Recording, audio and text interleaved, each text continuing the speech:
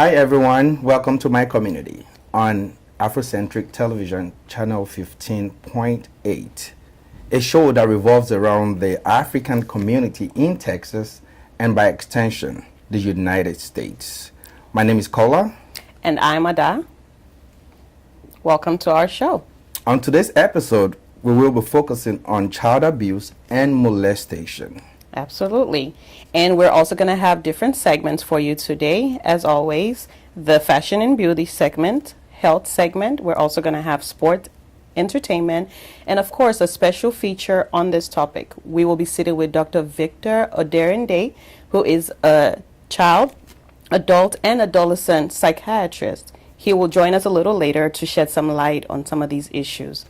Stay tuned, and we'll be right back. We'll be right back.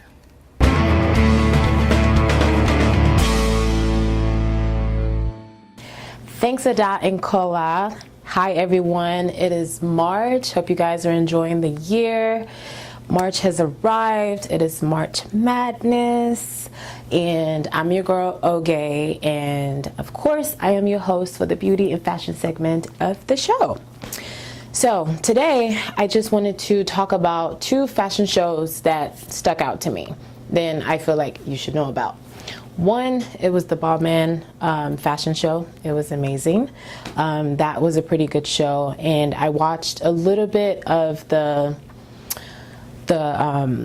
watched a little bit of the show and saw the costumes and the outfits and the clothing and everything that he created, and I thought it was simply amazing. He focused on. I wear a lot of black. Obviously, I wear a lot of black, and he really had his collection was, I wouldn't say it was a lot of black, but then it did have some pastel pieces in there as well. But it was a lot of black and like sequins. It was really, it was a sight to see. It was beautiful. Like I almost wished like I was at the fashion show, you know, it was super cool. The second fashion show that's basically just happened this past weekend and has the news buzzing and blogs and social media and everywhere is Tommy Hilfiger is making a comeback, everyone. So have you noticed that like all the brands that we used to wear when we were younger are literally like coming back now? Like Tommy Hilfiger, Champion, Fila. I heard Fubu is getting ready to like, they just got a new deal or something. So they're basically coming out with like a whole new line of clothing. So I'm kind of excited to see how that works out, but I need us to support Fubu too, as much as we've been supporting Champions and Filas and everybody. But Tommy Hilfiger, back to Tommy Hilfiger, had a fashion show this past week, and it was an amazing show. Zendaya happened to be she basically is working with Tommy. They created a line together, some pieces, and it's actually it was really some nice pieces there. And what I've noticed in the fashion industry right now that's really popular is a lot of power suits. Women power suits are really in right now, and I love it. Like it's so like, I just love it. And then I love the fact that they're putting like the sexy edge to it, to where you're not like looking very, you know, formal. It's like your business, but then you still are able to like see your body, not necessarily see your body, but be able to like, it blends in with your body. It's pretty cool. And also the fashion show was amazing. It was a 70s themed fashion show that they had, which was kind of cool. So everyone's hair was like, you know, flowy. It was just 70s basically, and it was kind of cool. It was pretty cool. So I'm going to show you guys some images from the fashion show, and hope you guys enjoy it. And then let me also know whatever you all want to talk about, and whatever, I'm sorry, not what you all want to talk about, what you want me to talk about. So let me know what you would like me to talk about. If there's any particular thing that's happening in the beauty and fashion industry that you want me to, you know, give my opinion on, I'm definitely open to comments. Let's share so that we can make this our community, our fashion community. I'm here to basically just deliver the message to you. Hope you all enjoy the month, and I wish you all a very great week. I'll see you next week.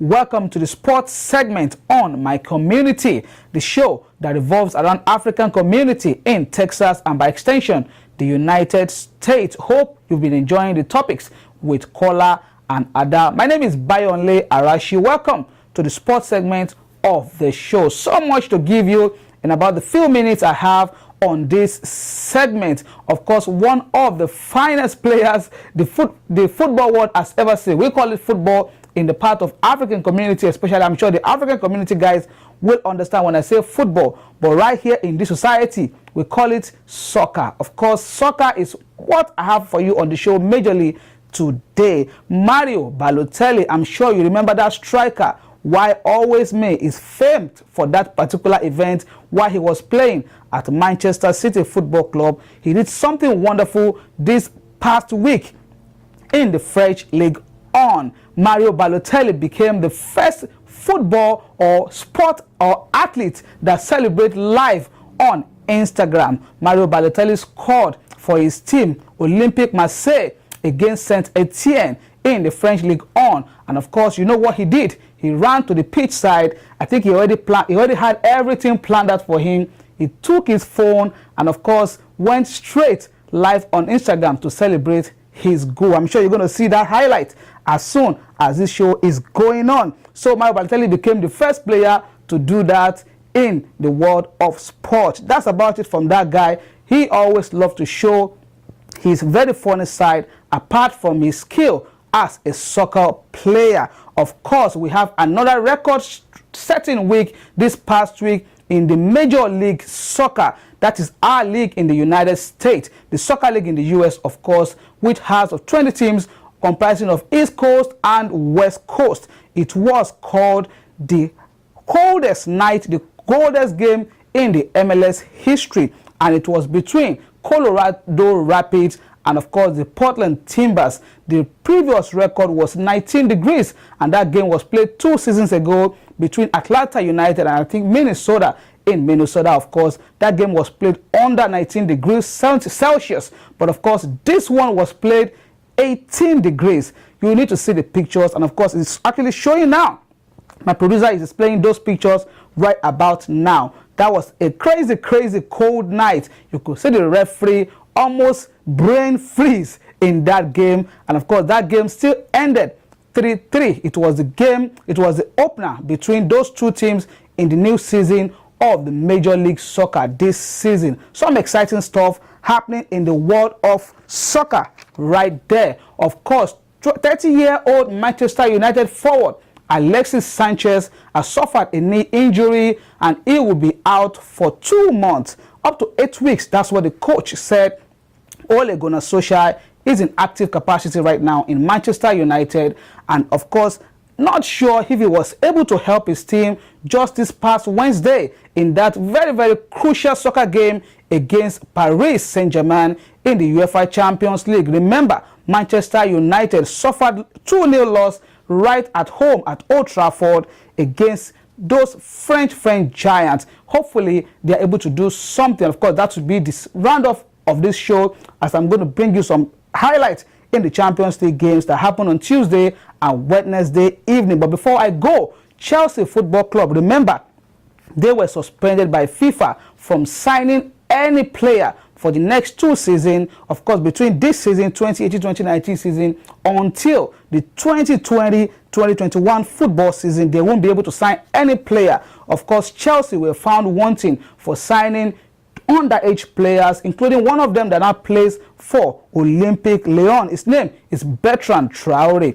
Of course, FIFA said Chelsea cannot do that, and they fined them actually it was £460,000. They fined Chelsea Football Club, and of course they found the English Football Association also £360,000. That's what they have to pay for being aware that Chelsea is doing an illegal deal and they allowing it to happen. Hopefully Chelsea will win the appeal and they can sign fresh players, because I'm a Chelsea fan, I'm not going to hide that.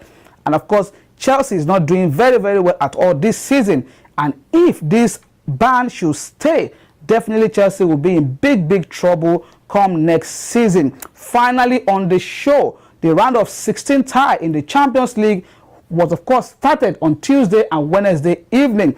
Borussia Dortmund was against Tottenham Hotspur. Tottenham had the 2-0 aggregate lead in that particular game, and wait for what happened in the final part of that game. Of course, Real Madrid against Ajax. Something miraculous happened in that game. Ajax taking 2-0 lead away from home in that game. We'll also show you the brief highlights of that game. And of course, FC Porto against Roma. The Italian giants went away to Portugal. They had a 2-1 win aggregate ahead of that game as well. What happened between Paris Saint-Germain and Manchester United? Those highlights will follow as soon as I sign out on this show. Till I see you guys again next week. My name is Bayonle Arashi. Keep doing sports. Bye-bye now.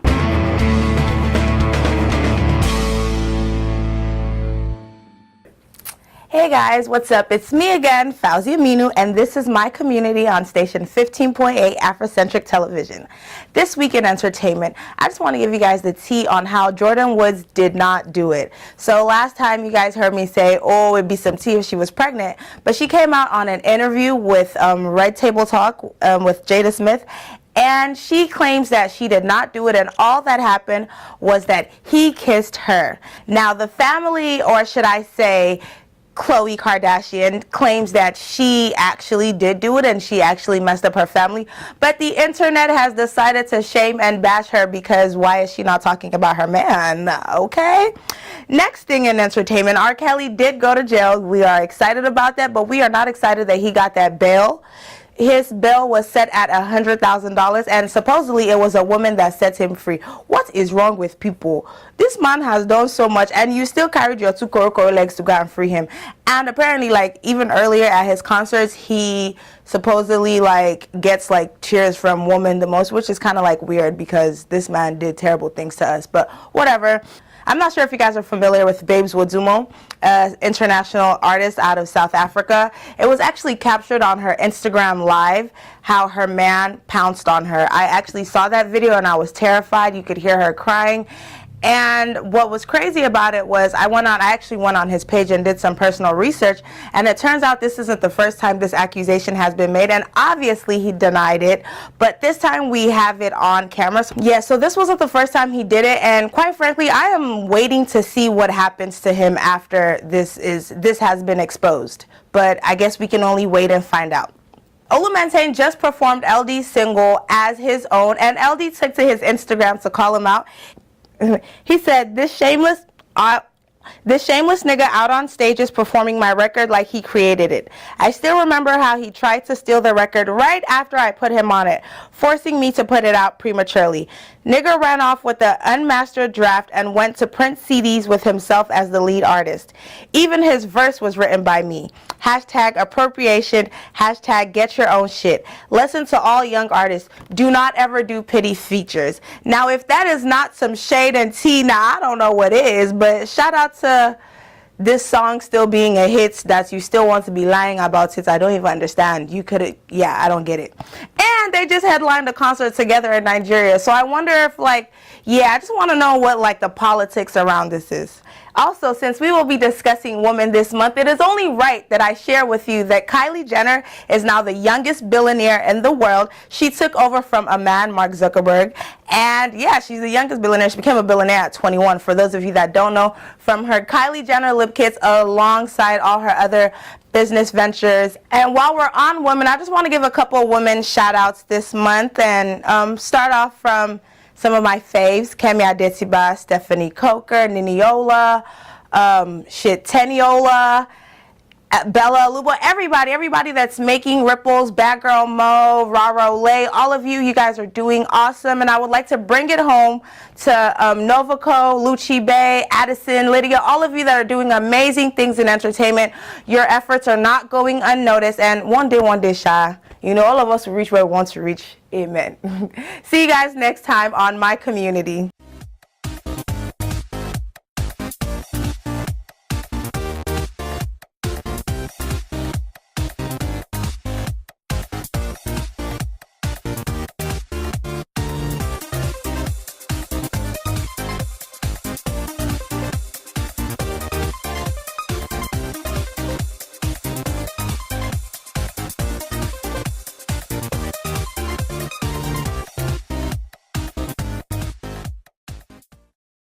Okay, welcome back to our show, My Community on Afrocentric Television. Here with us today is Dr. Victor Oderinde. He has a private practice and is a psychiatrist, right? Yes, psychiatrist. Yeah, and his field of specialties are in adult, child, and adolescent psychiatry, correct? Yes. He's also the medical director of 2 child and adolescent programs in Houston. Yes. We have the Houston Behavioral Healthcare Hospital, Intra-Care North, and is also a consultant to many hospitals in the Houston metro area. Welcome, Doc. Thank you. Thank you for having me. It's good for you to be here with us today. So today we want to be talking about the mental health and, child abuse in homes and relationship as relates to Africans. Yeah. What highlights can you give us in this way? I think for Africans generally there is being a lot of ignorance about the presence or the prevalence of child abuse. We Africans we love our kids, and we do love our kids. We take care of them, we'll do anything for them, but sometimes there's a very thin line between what we consider as punishment and what we consider as child abuse. It becomes more obvious when Africans move outside of the home environment into the diaspora, where now you don't have the extra support from uncles and aunts. Like we do in Africa. Like we do back in Africa, Yeah. yes. And here now you have to exist on your own most of the time. So the stresses of living in this modern world without all that support starts to affect the parents who have the kids, affects the kids who now have an environment where they're surrounded by kids whose cultures are different from them. And so a kid who back home will, when the parents talk, will be quiet, now will talk back to the parents. And that's something that the parents from home, they find it difficult to accommodate. accommodate. To accommodate that. And so the dad who will normally say, hey, keep quiet, to now go from being keep quiet to Shut hey, up. shut up. And it just grades from there. It's very easy to cross from that to actually becoming physical with your kid. And I always say when you get physical with your kid, when you're in anger, you can go beyond the pale. Right. Yes. And that's when child abuse starts to become a problem. Really. Yes. So, what are the most common child abuse that, I know you treat this on a Yes. daily, and I've known you for a very, very long time now, going on like almost 15, 20 years maybe. Yes, yes. And, you find a way to balance all of these things in your home, in the workplace, and, seeing African parents, Yes. what are the things that they should look out for? Let me put it this way for a start. What are the common child abuse, things that we see every day? I'll break it into 2. There's one we see generally, the general trend when we talk about child abuse, can be broken into emotional child abuse, physical child abuse, and the more horrifying one is sexual child abuse. That's molestation. Molestation, yes, it is. We're coming back to that too. Yes, it's molestation. And it happens in every society. I would say back in Africa, there's a tendency to kind of not look at it as much, not focus on it. Here it's become a big deal in the American life. And it's something, all this America is at the forefront of things to do with medicine and psychiatry, Right. Medicine, surgery. And so they paid more attention to those things more quickly. And so things that they used to ignore too, those days in the 60s, the child abuse was there where it was not talked about. Now they're talking about it. It's becoming much more looked for. I'll give you an example. Okay. We had a child who was in the hospital, not an African child, a Caucasian kid, and kid came in for depression and suicide. Was the thing. Obviously she had a depression, but we could never track the reason why she was depressed. We knew it was there for a long time. We kept trying to talk to her to find out why. But when it was time to discharge home, this kid came up with all reasons not to go home, so something was wrong. And so talking to the kid, finally confessed that, she had been molested by her father since she was 9 years old. Wow. So that became a big to do. Of course, we had to inform the Child Protective Services. That's the normal routine we have to do. And kind of bringing mom in that disappeared. Turned out mom was aware, but she didn't do anything about it? She was too scared of the dad to do anything about it. And so child abuse can exist in many forms. People in the house can be aware of it but choose not to say anything because the power dynamics in the home can make a difference as to who can go ahead who's and on the help upper power, like who can face him. Who can face him. And the fear, and they instill that in them. Yes. Okay, so in Africa, I know religion plays a huge role in our upbringing, right? The Bible says, spare the rod and spoil the child. Yes. In this case, how do you balance discipline and abuse? Yes. And that's what makes it the gray area back home. Here, there's no gray area. Our clinical thing is anytime you abuse or physically lay your hands on a child and you leave a mark on that kid, you've kind of gone beyond the pale. For us, that becomes abuse. So it's a clean card. Yeah. Yeah. Anytime a kid shows up in the hospital with a bruise inflicted by whatever kind of punishment, discipline, you may call it. It is child abuse for us because we will report that. So what are the kind of disciplines you think, or what are the ways that you think a family or a father, a mother can discipline their child, male or female? Yeah, I mean there are various ways that don't necessarily involve having to physically beat a child. I think one, you should never try to discipline your child when you're so angry at them because then you lose control, and so it's very easy to slide from just hey stop doing that to spanking. So I mean, so it is the grade. You know, but like you said, the Bible says, "Spare the rod and spoil the child." Right. Really, we talk in terms of modern psychiatry and psychology. For us, it's you should never really lay hands on a child. But let's be realistic. That's never going to happen where a child is standing up to you and in your face. Eventually, you will lose control and do something. And so, what I always tell people, you start disciplining your child very young. And the discipline doesn't have to be that you do something. It's about deterrence.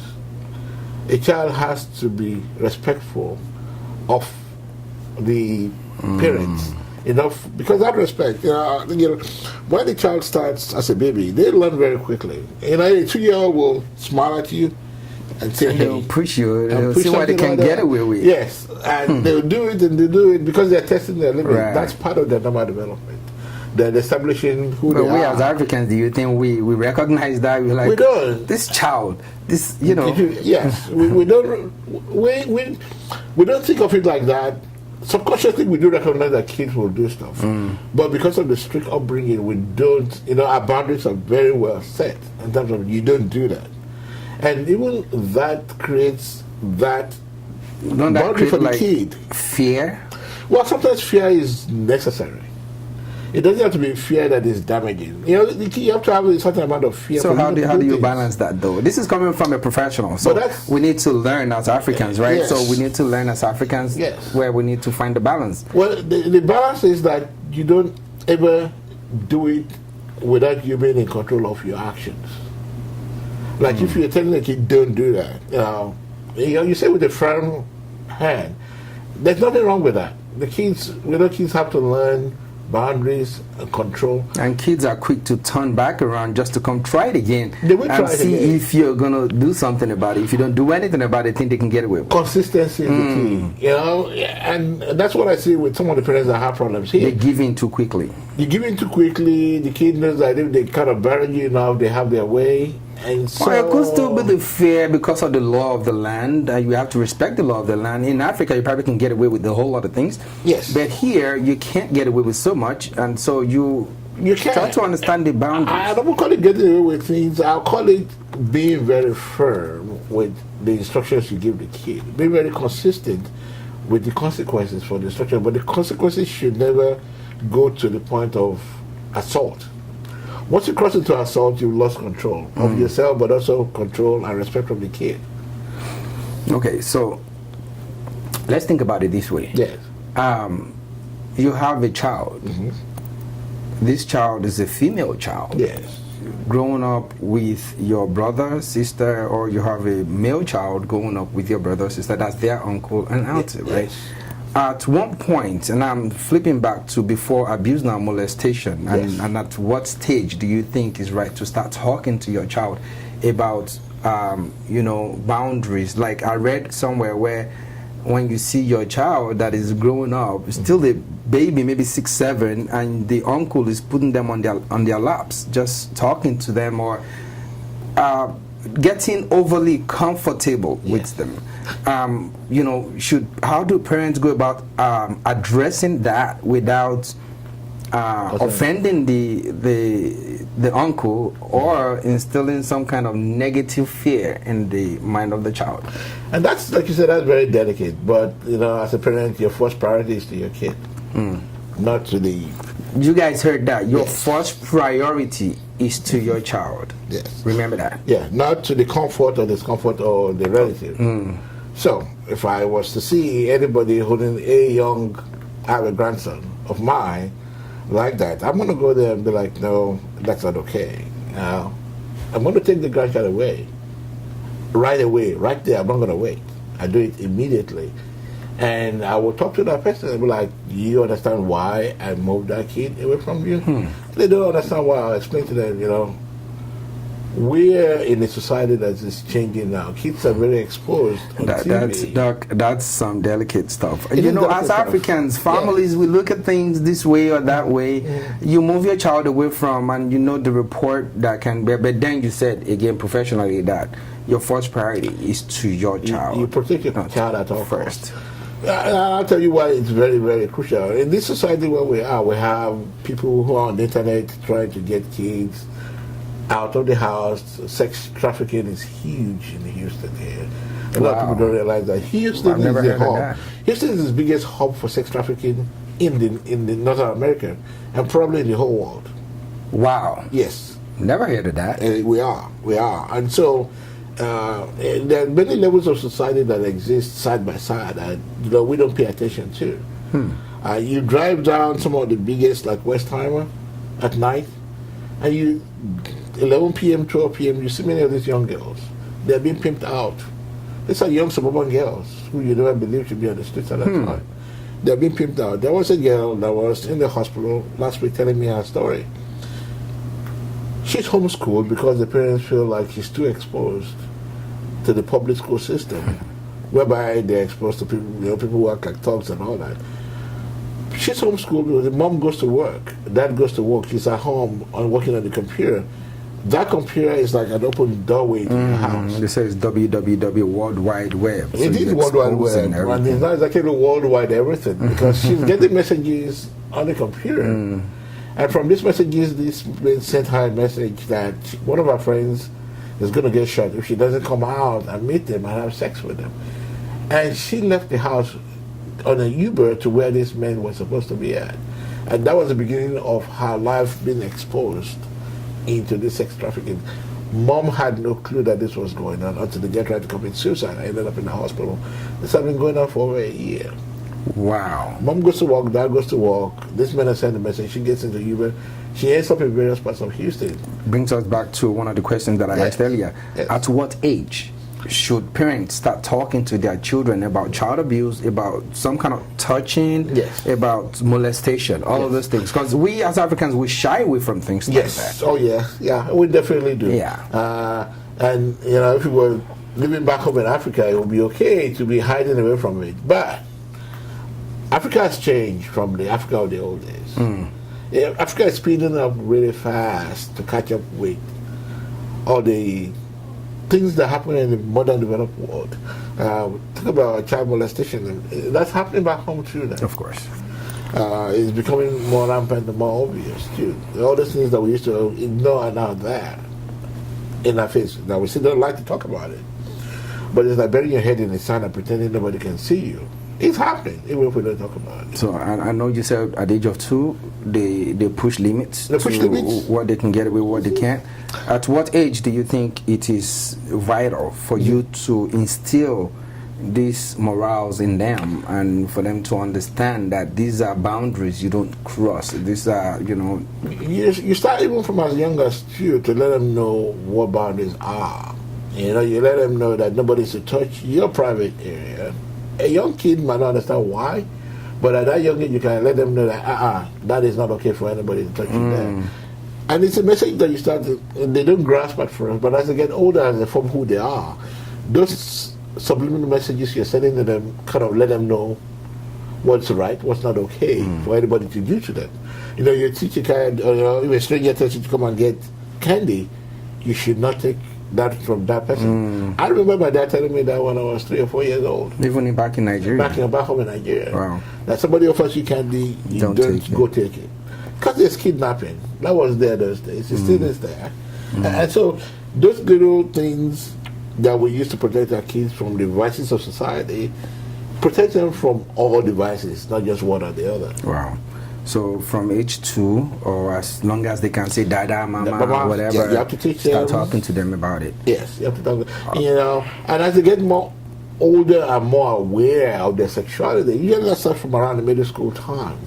You need to really let them know there's some things you really, really cannot do. You don't go to the back of a building with anybody. And I think they just started in their curriculum now in schools to start sex education. Yes. I remember getting a message from when one of my children was in middle school, and we had to have like they have a counselor, and they have to bring us on board that we have to sign, consent form for them to be able to talk to them about it, and then they ask you to talk to them about it. I have to write down what you discussed about, and so send that back to just to be sure that you actually did talk to your child about that. So now back to molestation. Yes. Right. Touching, feeling, uncle, auntie, all of those things.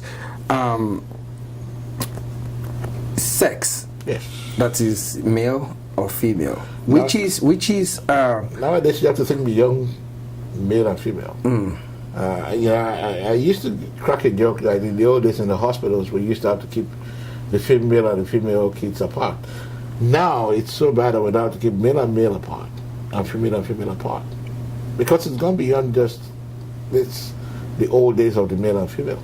So now nowadays, we have the society, which is one of the one of our segments. I believe we talked about it, where we have the LGBT. I believe with some cases that as it affects Africans. And I remember my co-host Ada talked about we Africans are just not accepting of the fact that there are LGBTs out there. And we just don't want to accept that. Right. So I think it's important really to try to separate the men, so they understand their sexuality, right? Yes. I mean, the world we live in now, right? It's what we live in, unfortunately. Yeah. So bullying. Yes. It's a form of it's a form of abuse. It is abuse. Some kind. How does parents, know if they are, what signs should they look out for? Yes. That either their child is being bullied, or that their child is the bully. Yes. It's usually harder to find if your child is a bully, because most people don't want to tell on the bully. Oh well. Nobody wants to tell on the bully because they get in trouble with the bully. Right. And so you only hear about your child being a bully if he actually has assaulted somebody and somebody has complained. Maybe a parent has complained that this child beat my child, and then the school lets you know. Now, from understanding, those that are bullies usually are the quiet ones at home. They don't really do so much. The parents find it difficult to believe that they are really bullies. Many times, but sometimes the parents actually know the kind of kid that they have, but they choose to bury their head in the sand and pretend that their kid doesn't do anything. Ignorance is the best way to avoid pain, emotional pain. But for those whose kids have been bullied, the danger things to watch out for are one, the change in your kid's normal character. A kid who usually was bubbly and all that now goes to school and becomes very quiet. And the kid who used to play around the house suddenly wants to stay in their room all the time. And what's wrong? Nothing is wrong. So pay attention. You have to be vigilant. Then two, kid whose grades used to be very good suddenly starts to drop in grades. Or a kid who was usually ready to go to school, happy to go to school, now finds an excuse not to want to go to school. Or you're getting calls from the school very frequently. This kid is sick, needs to go home. So those changes from your kids, you start to kind of raise your radar signal to make you say, something is going on here, and we need to find out what it is that's going on. So, what are the causes of mental health? I'm glad you asked that. Mental health has to do with this organ up here, the brain. I call it our processor. It's like a computer processor that we interact with the world with it. We decide what we're going to do. Everything we do is governed by that. Anything that affects the brain can cause mental health. It could be something from the outside, which is losses, daily life stresses, having too much of a load to carry, too much work, too much stress at home, too much stress outside with friends. All those things can affect the brain. It can cause mental health. But some things are also innate to the brain. Inheritance, genetics. Yeah, I was going to ask that. Yes. Yeah. Because the brain, just like every part of the body, is formed by the genes. The genes build it up for it to do its function. Genes are the base for forming proteins, and these proteins get built up to create the hormones, the structures in the brain, the neurons and all that. Along that whole process, imagine building a house with cement and blocks and all that. If there's a problem with the cement you used to build the blocks are weak. They can fracture under that stress. Yes.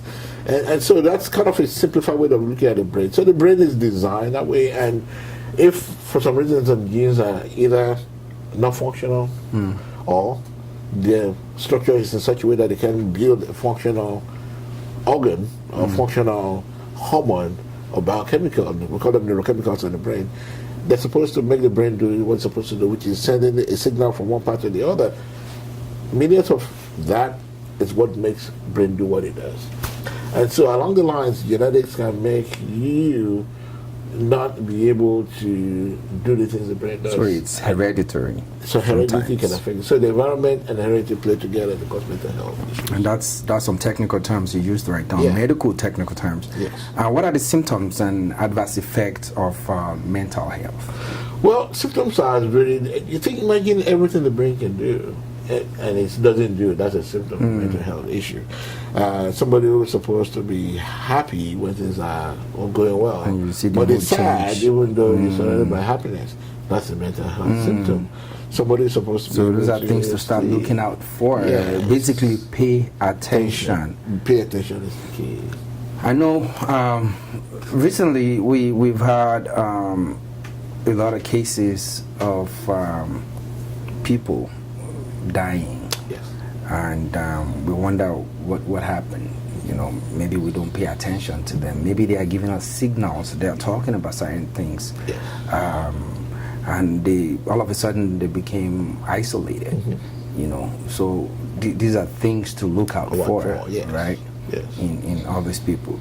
So are there preventative measures to all of these things? Once we observe them, are there things we can do right away?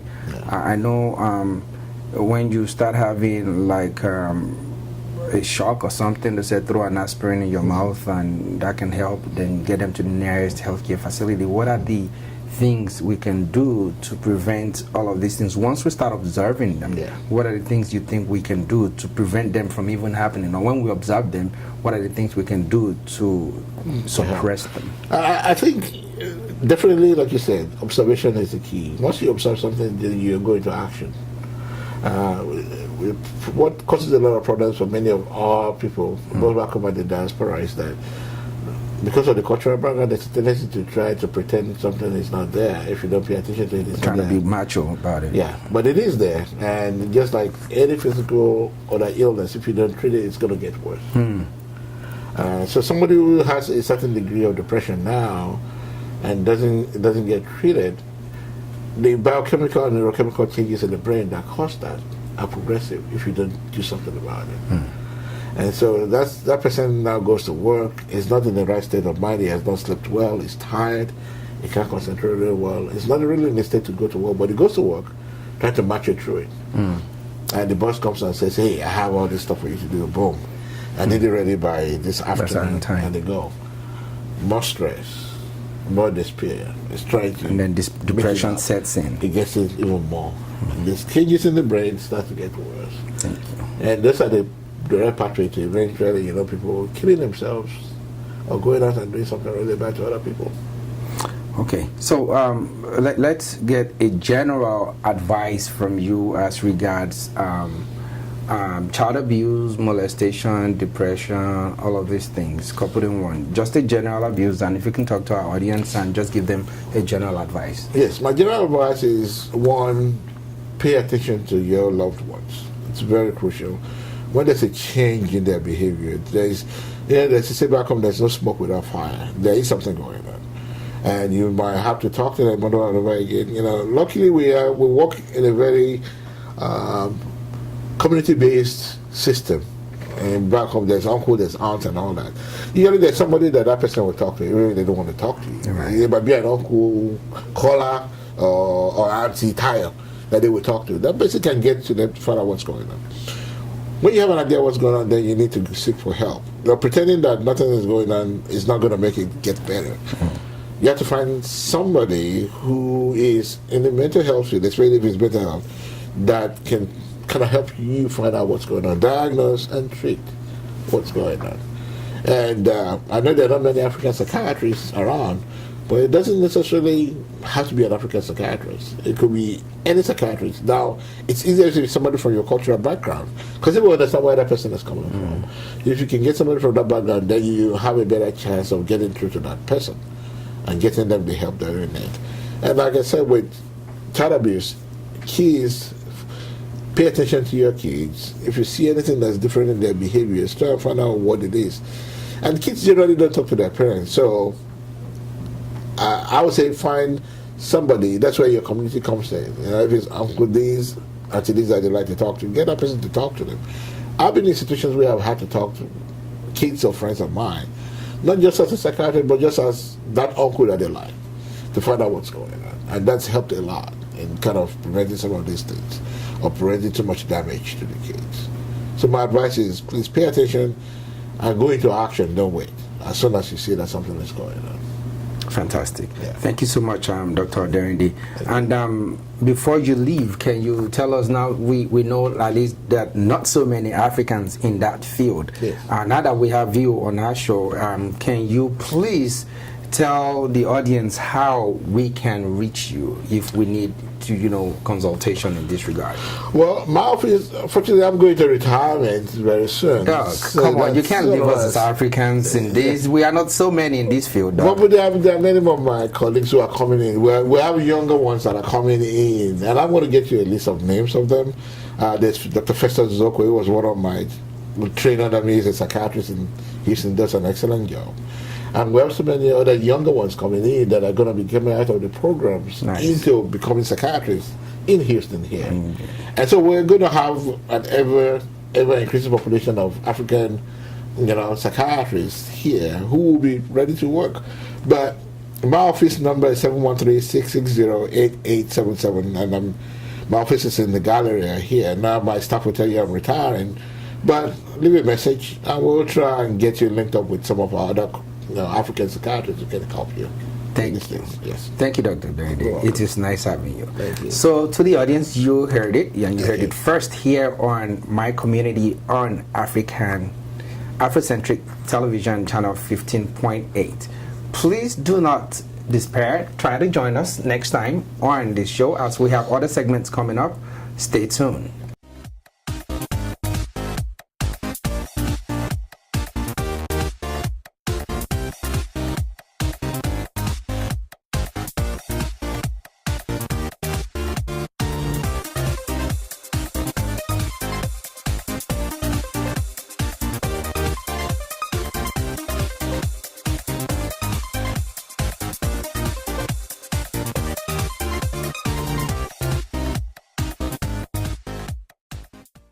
Welcome back. I hope you've been enjoying the show so far. What an interesting conversation we had with Dr. Victor Oderinde. And unfortunately, we didn't have you on the show, Ada. And I try to understand, but can you tell us why you just don't want us sit in for that? Yes. I have to ask for you guys to forgive me. Bear with me in my absence during the interview with Dr. Derinde. Child abuse or anything in regards to the hurting a child, child abuse, molestation is a pretty sensitive topic for me. Being a mom, and I have a female child, I get a little sensitive. I have two. I understand that, and I'm glad that you're strong enough to deal with it. I applaud you 100%, but this is part of the reason why I knew I could never be a pediatrician, because I just can't deal with the pain that kids have to go through, and I didn't want to be on here being all emotional and have you guys see me running my makeup. So it's okay. bear with me, but that was a really good conversation. And I'm really glad good. I was able to sit in. I learned so much. Yeah. I just can't believe the way things are anymore. Even he highlighted on the fact that lately, before we even parents do send their children to boys only school, girls only school, whatnot. But he said something that was catchy, and he said that now we even have to separate boys from boys and girls from girls. Oh my goodness. That to me is deep. I know, right? So, and one of the things he highlighted was pay attention to your kid. And the people that they're around. Paying attention to your kids, yes, that's a very big thing, especially if you have a child that is soft-spoken. They're not very outspoken. They're more on the quiet side. It's very difficult to detect that there's an issue if their character doesn't really change much because they're already a quiet child. So you have to make sure. I mean, I know I do it with my child every day. She gets back from school. I ask her, how was school? Did anything happen you want to share with mom? Hope everything went well. And she tells me, she gives me stories about other kids being mean to their peers. I mean, you would be shocked how and what goes on in schools when we drop our kids off every day. One of the other things that can make your child or children come talk to you comfortably is if you've been expressing your love and affection to them. I remember growing up, a family, we are of course 17 children, 12 boys. Yes, we are. Wow, 17. And I'm number 3. 12 my boys goodness, I didn't and know that. 5 girls, right? So I have never ever seen my dad tell my mom I love you, or tell me he loves me, or I've never heard that before from my parents, of course. But growing up, I felt like that's something I need to change. That would make them feel more comfortable talking to me.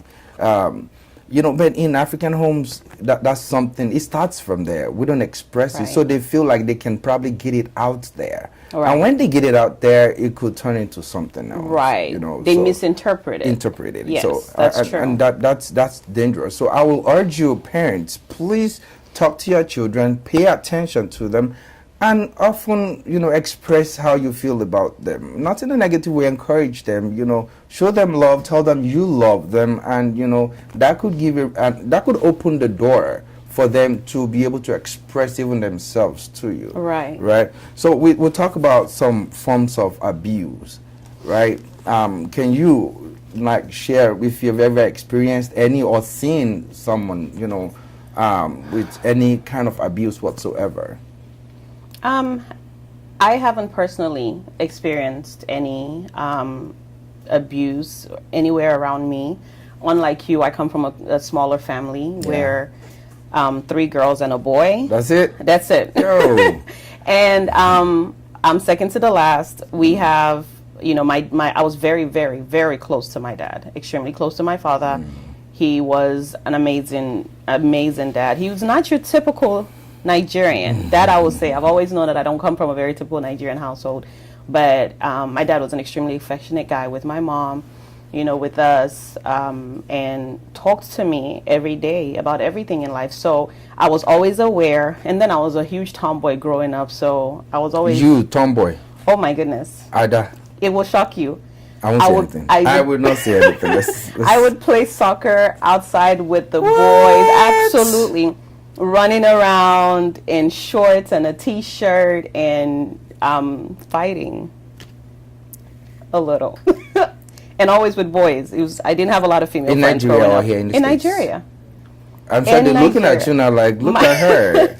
I run into some people from my childhood and they're shocked. They're like, oh my goodness, is this really you? She's really a girl. Yes. Because, it was pretty bad. So, and I have an older brother who was very protective of me, very, very protective of me, and I hung out with him and his friends all the time. So Luckily and thankfully to God, I never had any experience with such. However, I have come across a lot of women who had experienced child abuse. I knew a female once, she was actually the girlfriend of a friend of mine, who opened up to me and told me that she was abused by her mom's boyfriend from when she was, I believe, maybe 12. Man. Until she was about 16, 17. He had been raping her, molesting her. And they create some kind of fear in this child. Absolutely. That they won't be able to tell nobody, as if they tell somebody. You know, we need to dive deep into getting engaged and involved with, you know, our children's activities, day-to-day activity, and their emotions. They have feelings. And you'll be shocked. Some do. In this situation, she did speak up to her mom, and her mom didn't believe her. They blow it away. The guy was a Nigerian. The mom's American, and she was dating a Nigerian man who abused her, and her mom knew about it and hid it because she didn't want to lose her man. Oh, that happens a lot. So they'll protect the guy. Protect the guy. And let their children or child suffer. Mm-hmm. Unfortunately, there are people out there. I learned in Nigeria the age, the right age to get married is what? Age of consent, I believe, is 11. 11? 11 years old. Is that even the puberty stage yet? For some, it is, but it's obviously that's a child. That's obviously, that person has no business being involved in anything sexual or any type of relationship at 11 years old. That's a baby, and it's wrong. But last I checked, and I may be wrong, assuming this has changed, which I don't believe it is. I believe it is still 11 years old of age to consent. So legally, you can approach an 11-year-old girl and say you want to marry. As long as the parents are on board with it. Mm-hmm. Does it happen the other way around too? Older women marrying a young child, male child? I haven't heard of any instant. Have you? Where an I older saw woman on social would? media where an old woman said she was in love with this kid, and then they had this wedding ceremony, and you know. Really? And the parents consented to that? Yeah, it was in some African country. I forgot, but definitely not Nigeria. I remember that. Yeah. But you know, so it's just funny to me how does that even play in their heads? Listen, people are are different. That's one of the reasons why we need we had Dr. Darren. They talk about a whole lot of things like this. I hope our viewers are learning from stuff like this, and you know, and these are things that could lead to mental health. Right. Right. They could be, you know, emotionally disturbed when they see stuff. You wonder where the phobia of certain things, coming from. It's right. coming from or came from, right. And then you keep wondering why it was never like this. But when you see or when you notice any sudden change in your child's behavior, very important. Please pay attention. Talk to them. Give them that level of comfort that no matter what's happening, I'm here for you. You know, let them be able to discuss that with you, tell you what's going on, and that you're not going to snitch on them because they have that fear. The fear is already instilled in them, you know, that if you tell anyone, I'm going to do this to you, I'm going to do that to you. And so they are afraid to share that story with anyone. And that's why it's important as parents, you reassure your kids that no matter what happens, daddy or mommy is here for you. I will protect you. Don't ever let anyone tell you that they will hurt you. As long as daddy or mommy is here, nobody can hurt you. I tell my daughter all the time, you don't keep secrets from mommy. You never keep secrets from mommy. If anyone tells you anything, they tell you to keep a secret from mommy, you don't listen to them. You tell mommy everything. Every single thing, even if the person told you not to tell. And there have been times when maybe something at school happened and she's like, well, I'm not supposed to tell you this, Mom, but this is what happened. Oh, my daughter I like would. that. She would, because she knows. I tell her, I'm not going to, it's not your fault. I'm not going to spank you or, you know, scold you, as long as you're being honest with me and being open with me. And that's the thing. So they have to not be a lot of times afraid people to don't talk. come, they don't express themselves to you because they know for sure that you probably will judge them Right. before they even gets to you. Right. So I get it, but which is the more reasons why we as African parents, we need to be much more open. Mm-hmm. You know, last week or thereabout, I have this friend, and she called from out of nowhere and said to check up on her a relative, and and they felt like that relative is going through depression, and I understand why things like that could probably happen. You are probably illegally staying in the United States, Okay. and you're afraid that if you express certain things to certain people, they may use it against you. Right, And right. so you tend to hold it to yourself. But the more you contain things like this, the more it hurts you. Right. The more it brings you down. And then you eventually, lose control of the outside world, and you contain within yourself, and you tend to isolate yourself from everybody else. But that thing eats you up so badly that you probably lose it up there. Right. I just hope we check up on one another more often. Technology has taken the way of friends now. Communication is- People don't go about checking one another. I remember back in the days, man. You take a bus to go see your friend. There's no way you're gonna call that person anyway. The landline is always locked up somewhere in daddy's room. Nobody gets access. Have access to. Nobody gets to see it or use it except when daddy's home. However, these days you don't have to do nothing. You don't even have to pick up the phone to call. You can just send a text message. Right. Hey, you alright? I'm good, and that's it. And sometimes that's not enough. I one thing I miss my dear friend so much. One thing I miss about her so much. God rest her soul. She passed away a few years ago. Sorry to hear that. Thank you. If loving girl, if she texted me or called me and I didn't pick up the phone or I didn't respond to her text, she would show up at my door. Nice. Oh my goodness, I loved her for it. She would show. She had a key to my mom's house. She would show up at my door and she's like, "I need to come check on you, make sure you're okay. Like, why aren't you answering my messages and my calls?" And funny enough, a lot of my close friends are the exact same way, even till today. I have one friend who always texts me if I don't respond to her in time. She's like, "I hope I know I know where you stay, right? Like I know where you That live. I'm coming. I'll be there, and if you don't answer my message, this is the time I'm coming over there." And she will show up. This day and age now, But now, no. we don't see ourselves, and our children don't even know themselves. Right. Which is That's very unfortunate. very bad. Very unfortunate. I remember, some 8-10 years ago, we barbecue every weekend almost. We bring the family around. We were, then everybody became professionals. Everybody wanted to make money Busy, here and chasing there. money. And then, we isolate ourselves, or I'm traveling. Then if you travel 2, 3 times, 4 times consecutively, they always assume you're going to be gone anyway. So when they're having a function, they don't even invite you anymore. Trust me, And I I kept know. wondering, why I know I live that here. What well. are you guys talking about? Yeah. But unfortunately, those are one of the things one of the ways rather that we can, bring families together. And when everybody's in a happy mood, we tend to, relate to one another and tell, of situations, if it's affecting adversely, of course, the other. And you can tell them, see if we can find solution collectively as a community. I mean, I think we should do more of this, right? And it's good for the kids as well, because you do see instances where the child may not be able to talk to their own parents directly about whatever it is they're struggling with, but they might have an aunt or uncle that they're very close to that they will go to and open up and say, "Hey, Fantastic. this is what I'm dealing with," and That's then a that valid person point. can, join heads with their parents and try to find Dr. Derry help. did mention that earlier also.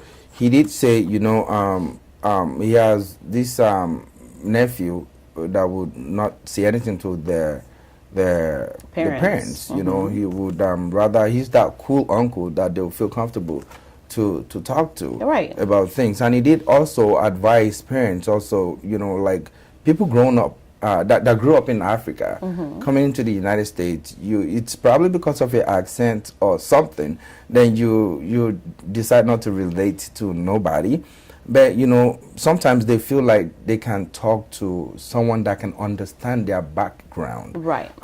Which is why he advised, even if you don't, think you need help, but you notice those changes, if you're comfortable enough, you can talk to an African psychiatrist that can help, that, they will understand why this is going on, as opposed to, someone from, the Western world that may not understand what the culture entails. And, so they probably, won't be able to give you the answer you want to hear. Right. So, but if you talk to an African doctor, that can relate to them. So we ask him to show or to tell us, if he, but unfortunately he said he's retiring. We asked him to share with us, his contact. He did share, but he said he's still going to have to refer us to other African doctors. Which is great. Yeah. Any referral, no matter how small, it'll help, because you're right. A lot of people are a little... They're just comfortable in their own little zone. Exactly. And I mean, whoever you're comfortable with, sometimes I know some people may be comfortable with a perfect stranger. There are people who would prefer to talk to a stranger who knows nothing about them because they feel less judged, or they don't really care about the judgment because that person is a stranger. Right. So it doesn't really affect them. Whoever you can talk to someone.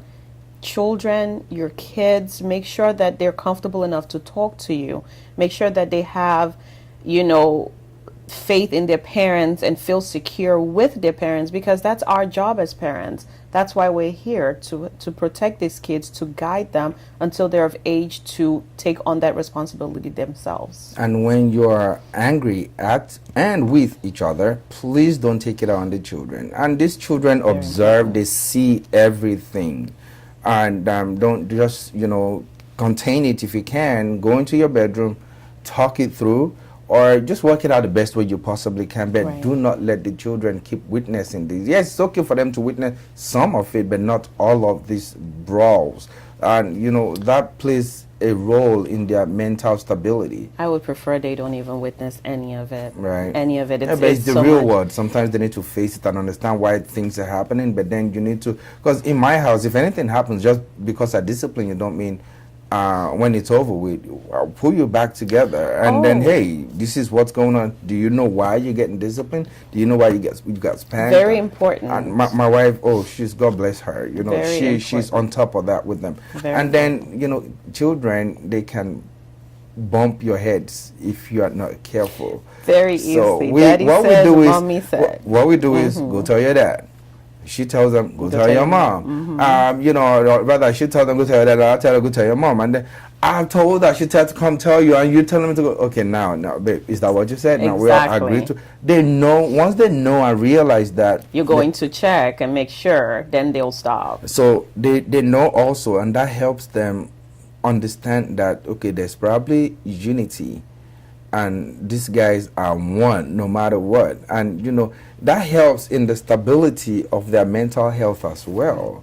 But anyway, it's been great. It's been nice. I hope you enjoyed the show. Absolutely. It was a good one. Yeah. Great conversation. I'm enjoying it, but I just hope we can do more of this to educate ourselves and, the audience, of course, and bring in more professionals that can help us, get over all these issues as regards, the United States and our health and stability also. Right. All right. Well, thank you so much for joining us in today's conversation. I hope you learned a thing or two from, Dr. Oderinde. I know I did. And from the conversation in general, it was a really good one. Yeah. We appreciate you guys. And also we want to make sure that you join us every Thursday at 8 p.m. and also Saturdays at 11 a.m. Yeah. And please, please, please don't forget to leave us comments. Feedbacks are really, really helpful. If you think there are some things we need to do differently, please do not hesitate to send that to us. And please do subscribe to our YouTube channel. Right. Afrocentric Television, channel 15.8. And our show is My Community. Absolutely. Also, make sure that you follow us on Instagram. And as always, we do appreciate all your likes on Facebook. Yes, we do. So until next time, we hope you enjoy the rest of your week. Have a good one. Yes, have a good one. Thank you.